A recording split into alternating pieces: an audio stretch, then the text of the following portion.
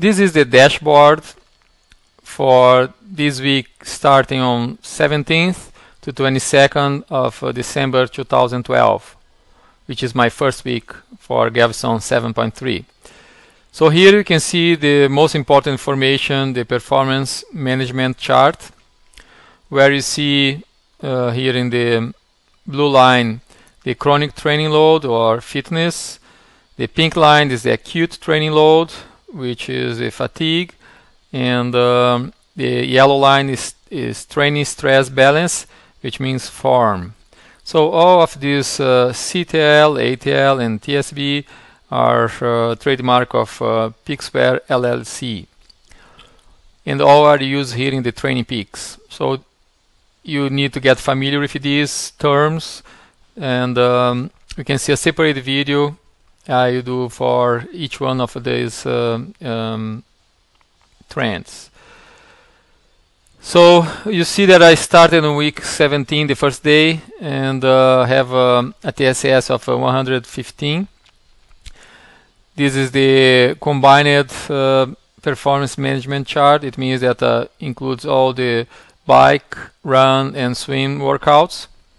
So here I start with in this week first day with a 65.3 fitness, and as we stress and increase your TSS, you see on 22nd it increased to 68.5.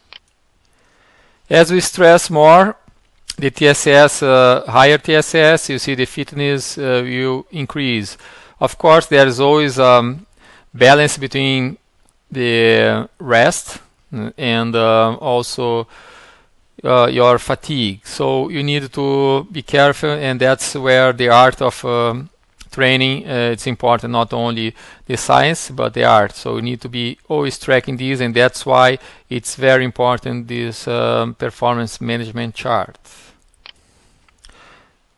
Also, you can track then here in the dashboard all your planned duration for each sport. So if percentage and the time, or if you want to change and see completed duration or planned distance, wherever you can change here, and it show you this pie chart. Then here you can see the fitness history. So for each week, what are your TSS? That's very important, so you can follow this. Again, that's what you see it increase as you go further in the training. Once the TSS is a combination of duration and intensity, so even later on when the workload for each week will be reduced, the volume, but you still see higher TSS because the intensity start to be higher. You see, before was very low, but I don't need to pay attention actually, because just was my off season. Here was just higher because I had a marathon this week, so but it was my off season. So here is where all the fun begins. Just to have an idea what it means, each dot line here, the red ones, means a workout that have been done. So if it's here in 0, it means that I haven't done any workout. You see TSS is 0, so it was my day off. You see all the day offs is 0.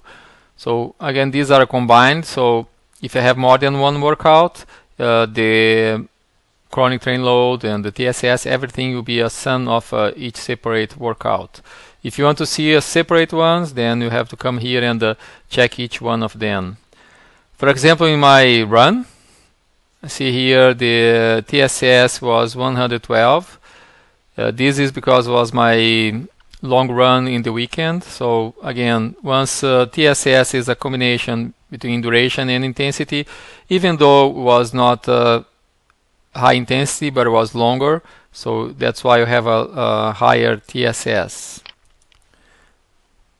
Also here for my bike, the higher TSS for this week was 78.5.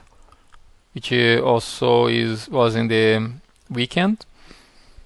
So it was the long ride, so that's why it's the higher one. Even the force once it was really intense, but very short, so end up with a very low TSS, 25.6. For my swim, usually Mondays are the long swims, so again that's why the TSS is higher than the other workouts during that week.